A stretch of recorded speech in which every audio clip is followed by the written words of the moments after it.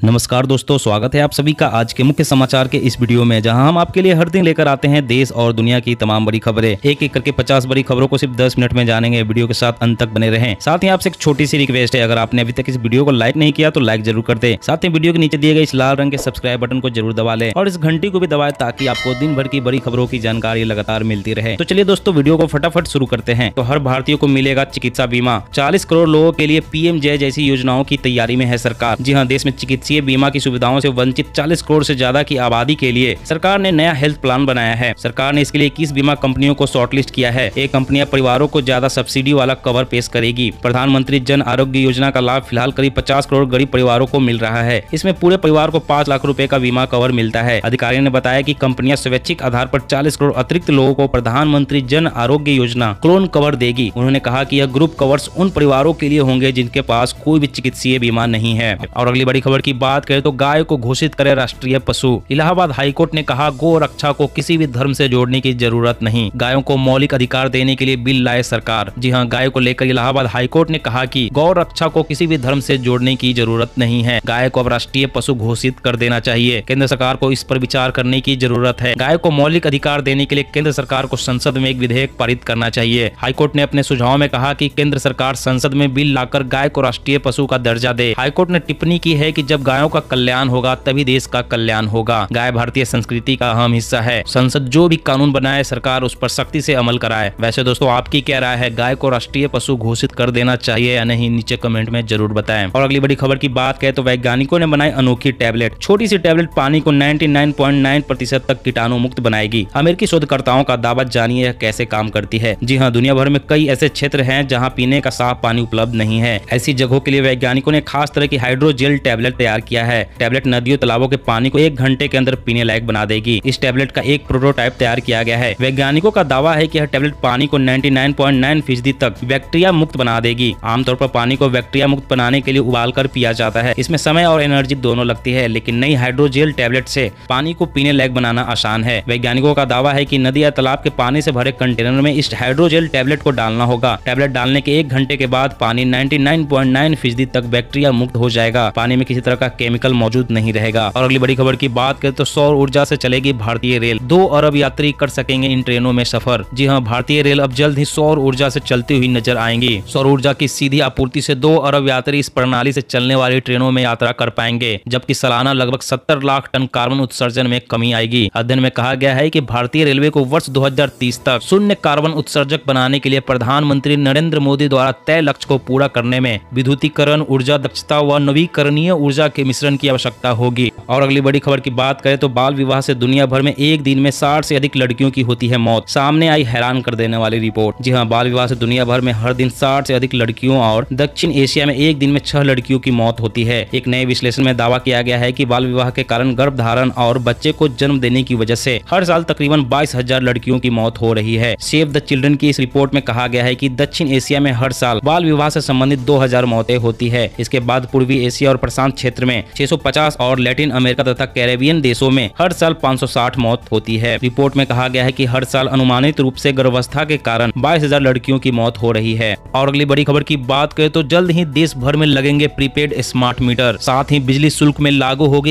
एक देश एक दर नीति। स्वच्छ बिजली उपलब्ध कराने की दिशा में जरूरी कदम। जी हाँ, बिजली के मीटरों को प्रीपेड स्मार्ट मीटरों में बदलने का कदम आम बिजली उपभोक्ताओं के अनुकूल कहा जा सकता है, क्योंकि इसके लागू होने से उन्हें पूरे महीने का बिल एक ही बार में अदा करने की जरूरत नहीं होगी। हालांकि इन नए मीटरों के लगने पर उपभोक्ताओं को उपयोग से पहले बिजली बिल चुकाना यानी कि रिचार्ज करवाना अनिवार्य होगा। जब रिचार्ज खत्म हो जाएगा तो बिजली की आपूर्ति स्वतः बंद हो जाएगी। प्रीपेड मीटर ठीक उसी तरह से काम करता है जैसे प्रीपेड मोबाइल कनेक्शन, यानी जितना पैसा उतना बिजली। यह बिजली क्षेत्र को मजबूती देने के लिए अच्छा प्रयास है। साथ ही बिजली शुल्क में लागू होगी एक देश एक दर नीति। स्वच्छ बिजली उपलब्ध कराने की दिशा में जरूरी कदम और इससे बिजली की दरें कम होगी। और अगली बड़ी खबर की बात करें तो डिजिटल पेमेंट सर्विस के लिए बनेगी हेल्पलाइन, 24 घंटे काम करेगी। जी हाँ, डिजिटल पेमेंट सर्विसेज को और मजबूत बनाने के लिए आरबीआई ने डिजिटल पेमेंट सेवाओं के लिए 24 घंटे 7 दिन काम करने वाली एक हेल्पलाइन नंबर बनाने का ऐलान किया है। केंद्रीय बैंक ने कहा कि लोगों को डिजिटल पेमेंट सेवाओं में आने वाली किसी भी तरह की समस्या को दूर करने के लिए सभी पेमेंट सिस्टम ऑपरेटर्स को एक 24 घंटे की हेल्पलाइन शुरू करनी होगी। इस दौरान रिजर्व बैंक के गवर्नर ने कहा कि डिजिटल पेमेंट की पहुंच में इजाफा हुआ है, इसकी कुशलता भी बढ़ी है। इसे देखते हुए प्रमुख पेमेंट सिस्टम ऑपरेटरों को हेल्पलाइन बनाने की जरूरत है। इसकी मदद से डिजिटल पेमेंट प्रोडक्ट से जुड़े ग्राहकों के सवालों के जवाब दिए जाएंगे। और अगली बड़ी खबर की बात करें तो ट्राई का नया निर्देश, मोबाइल नंबर पोर्ट कराने पर ग्राहकों को नहीं मिलेंगे एक्स्ट्रा बेनिफिट्स, जानिए क्यों। जी हां, भारतीय दूरसंचार नियामक प्राधिकरण ने सभी टेलीकॉम सर्विस प्रोवाइडर्स को एक सख्त निर्देश जारी किया है, जिसमें कहा गया है कि टेलीकॉम कंपनियां सुनिश्चित करें कि उनके चैनल डिस्ट्रीब्यूटर्स और रिटेलर्स की तरफ से ग्राहकों को स्पेशल टैरिफ न ऑफर करे, जिसकी लालच में आकर ग्राहक दूसरे नेटवर्क पर मोबाइल नंबर पोर्टेबिलिटी यानी MNP करा रहे हैं। बता दें कि ट्राई की तरफ से इस तरह का दिशा निर्देश तब जारी किया गया है जब टेलीकॉम प्रोवाइडर्स की तरफ से ट्राई को कई शिकायतें मिली, जिसमें दावा किया गया था कि टेलीकॉम कंपनियों की तरफ से मोबाइल नंबर पोर्ट कराने पर ग्राहकों को ज्यादा से ज्यादा बेनिफिट दिए जा रहे हैं, जिससे ग्राहक तेजी से एक नेटवर्क से दूसरे नेटवर्क पर शिफ्ट हो रहे हैं। इस तरह की शिकायतों के बाद ट्राई की नई गाइडलाइन का पालन करने का निर्देश दिया गया है। और अगली बड़ी खबर की बात करें तो नापाक इरादे, चीन से 4 युद्धपोत और 8 पनडुब्बी खरीदेगा पाकिस्तान। जी हां, भारतीय नौसेना को घेरने के लिए पाकिस्तान और चीन आपस में हाथ मिला रहे हैं। इसके लिए पाकिस्तानी नौसेना के आधुनिकीकरण और उसकी मारक क्षमता बढ़ाने में चीन मदद करेगा। पाकिस्तानी नौसेना प्रमुख ने कहा कि अपनी नौसेना के आधुनिकीकरण के लिए पाकिस्तान चीन से 4 आधुनिक फ्रिगेट यानी कि युद्धपोत और 8 पनडुब्बियां खरीदेगा।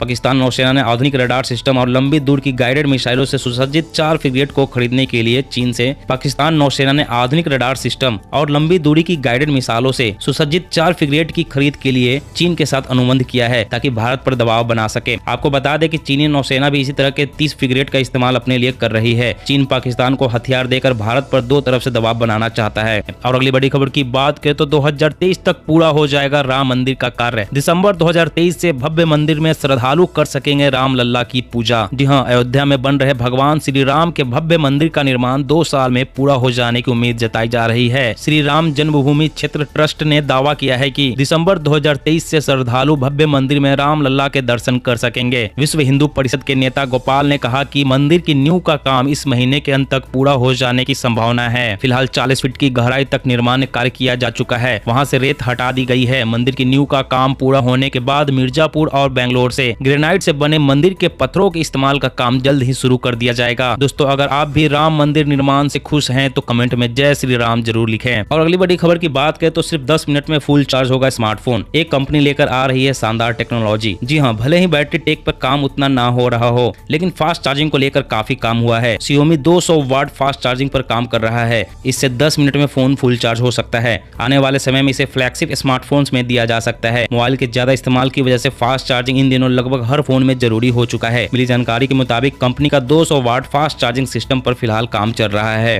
हालांकि इसको लेकर कुछ समय नहीं दिया गया है। Xiaomi अगर इस उपलब्धि को हासिल कर लेता है तो वह स्मार्टफोन में एक क्रांति ला देगा। कंपनी का प्लान है कि 200 वाट फास्ट चार्जिंग टेक्नोलॉजी को वायर्ड और वायरलेस चार्जिंग के जरिए दिया जाएगा। और अगली बड़ी खबर की बात करें तो भारतीय सीमा के करीब चीन ने बसाया गांव। तिब्बत के विवादित क्षेत्र पर अमेरिकी रक्षा विभाग की रिपोर्ट में दावा। जी हां, चीन ने तिब्बत के विवादित इलाके में भारत के अरुणाचल प्रदेश के नजदीक करीब 100 घरों वाला एक गांव बना लिया है। सीमावर्ती इलाके में बनाया गांव सुविधाओं से परिपूर्ण है और युद्ध की स्थिति में सेना को सहायता प्रदान कर सकता है। यह बात अमेरिका के रक्षा विभाग की वार्षिक रिपोर्ट में कही गई है। रिपोर्ट में कहा गया है कि चीन वास्तविक नियंत्रण रेखा के करीब बुनियादी सुविधाओं के विकास को लेकर अक्सर भारत पर आरोप लगाता रहता है, जबकि वास्तव में चीन यह कार्य खुद तेजी से कर रहा है। कई इलाकों में और रेलवे लाइन भी बिछा चुका है जिस पर तेज गति से ट्रेन चल सकती है। रिपोर्ट में कहा गया है कि भड़कावे की कार्रवाई करते हुए चीन ने पूर्वी लद्दाख में LAC पर अपनी सेना को आगे बढ़ा दिया है और अब उसे पीछे करने से इनकार कर रहा है। इससे भारत चीन के बीच तनाव बढ़ सकता है। और अगली बड़ी खबर की बात करें तो मोबाइल फोन बच्चों के लिए कितना हानिकारक जानकर उड़ जाएंगे आपके होश। जी हाँ, आज के वर्तमान समय में बच्चों का सबसे फेवरेट खिलौना मोबाइल फोन हो गया है। यह फोन बच्चों की सेहत को प्रभावित करता है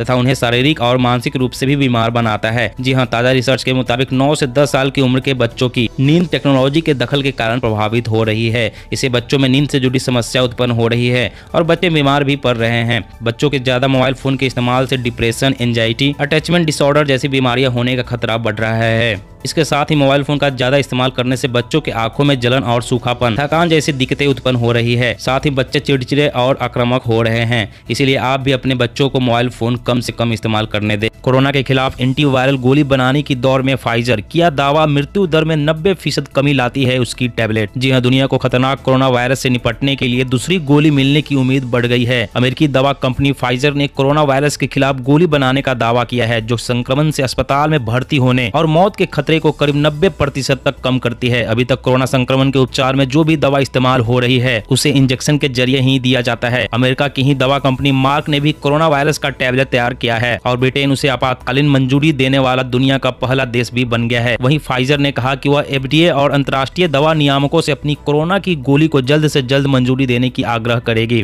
दोस्तों, आज की खबरों में बस इतना ही। इसी तरह हर रोज काम की खबरें जानने के लिए आप हमेशा हमारे साथ जुड़े रहें। हमारे साथ जुड़ने के लिए वीडियो के नीचे दिए गए लाल रंग के सब्सक्राइब बटन को दबा लें और साथ इस घंटी को भी दबाएं ताकि आपको हर खबर की सटीक जानकारी मिल सके। जय हिंद, जय भारत, धन्यवाद।